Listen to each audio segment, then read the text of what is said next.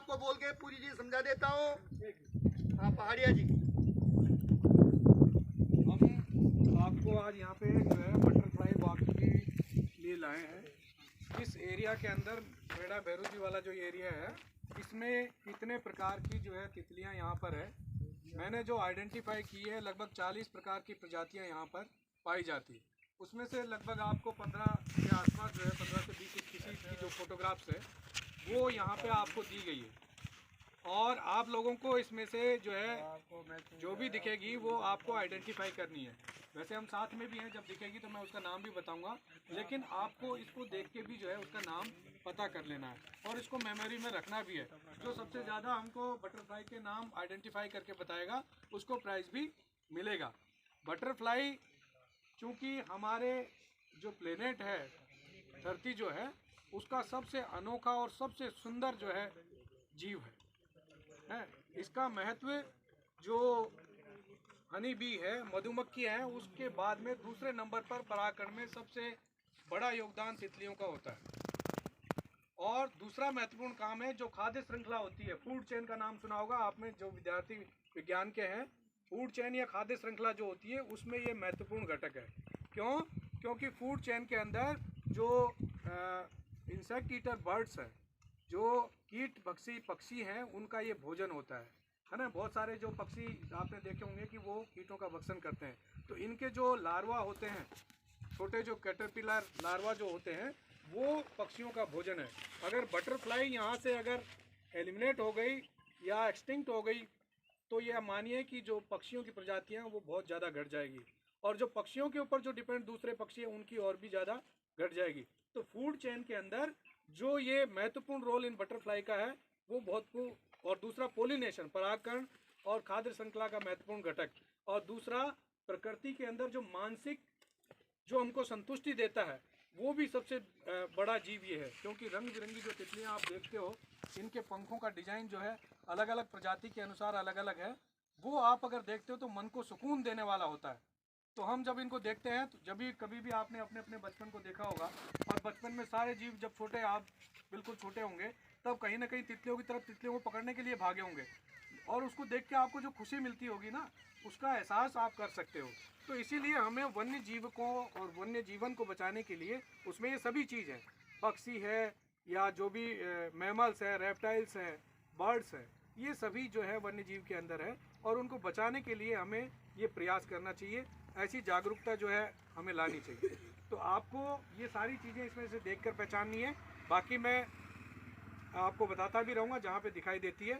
आप बड़े शांति के साथ में, कोई न्यूसेंस नहीं करेगा, कोई दूसरी बात बोलेगा भी नहीं, है ना। तो और जिसको दिखे तो वो हमसे पूछ सकता है, इधर तो वो इसमें देख के पता कर सकता है, और फिर भी अगर नहीं समझ में आता है तो वो हमसे पूछ सकता है। यस, अपने आपको मैं समझाना चाहता हूँ, आज आप बहुत सौभाग्यशाली हो। अब तक तो मैं आपको बताया ही करता था, जिले का जो प्रशासन सारा संभालते हैं उन्हें जिला कलेक्टर महोदय कहते हैं। सारा पुलिस डिपार्टमेंट संभालते हैं उनको एसपी साहब कहते हैं, और सारा वन विभाग जिले का संभालते हैं उन्हें डीएफओ साहब कहते हैं। श्री केतन जी का बड़ी ताली करूं स्वागत। और मैं यहाँ के लालसोट के वन रक्षक श्री कृष्ण कुमार जी शर्मा को भी धन्यवाद देना चाहूँगा कि आज प्रातःकाल से ही आज के कार्यक्रम के लिए ये पूरी मेहनत कर रहे हैं। और मैं आज इस अवसर पर जितने भी हमारे ये वन रक्षक हैं ये बहुत अच्छा काम कर रहे हैं, और मैं ये चाहूँगा माननीय डीएफओ साहब अपने ज़िले में एक स्फूर्तिवान, एक ओजस्वी तेजस्वी केतन जी आए हैं। पहली बार मैंने, और जिला कलेक्टर साहब और डीएफओ जो जिले की हस्तियां होती है उनको पहली बार मैंने 10 किलोमीटर ऊपर पहाड़ के ऊपर पहाड़िया जी के साथ देखा है, इसलिए पहाड़िया जी का जोरदार स्वागत। अब आप इनसे भी बड़े यानी जयपुर संभाग के चीफ आएंगे, आपको पूर्ण अनुशासन के साथ और प्रदर्शन करना है। अब आपको इन्होंने तितलियों के बारे में बता दिया, अब आप ध्यान से सुनिए और देखो इनकी मेहनत, ये दिन रात लगे हुए हैं, 24 घंटे, पूरे 24 घंटे लगे हुए हैं।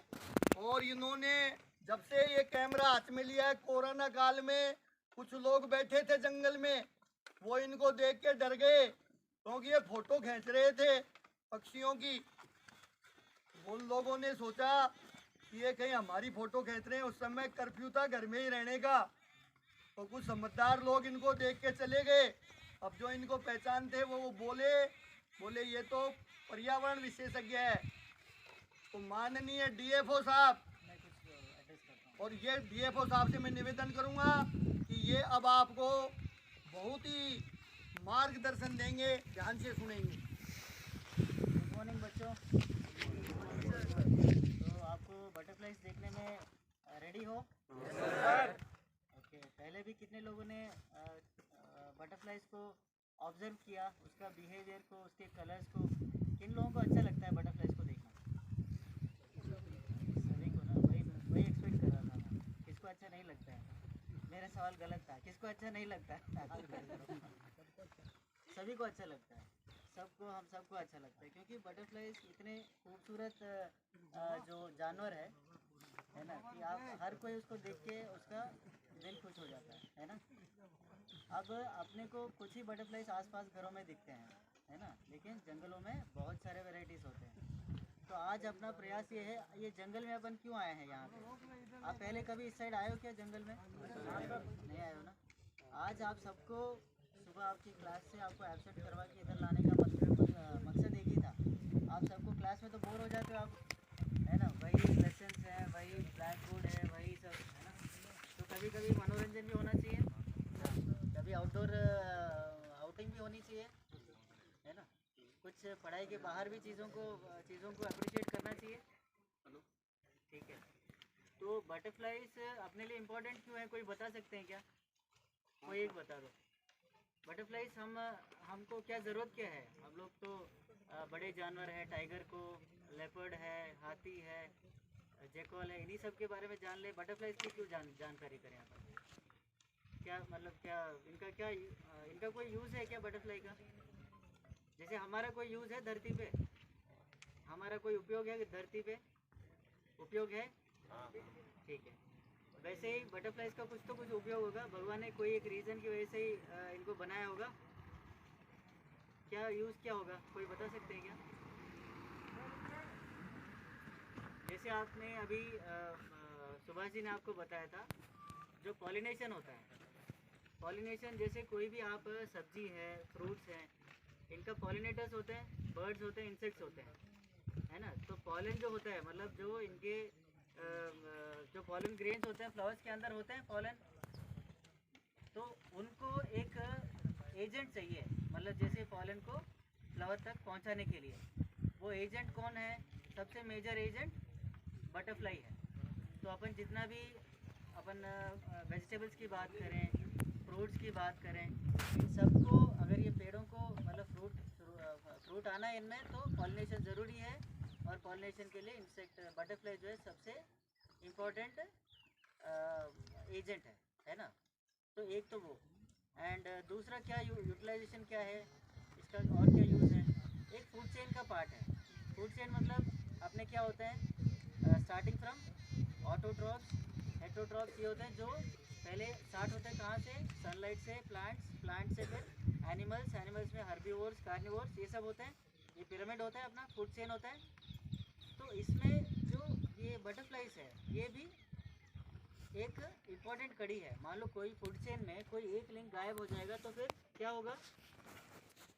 बाकी उस पर जो डिपेंड होते हैं, जो जानवर है, अपन भी डिपेंड होते हैं, मनुष्य भी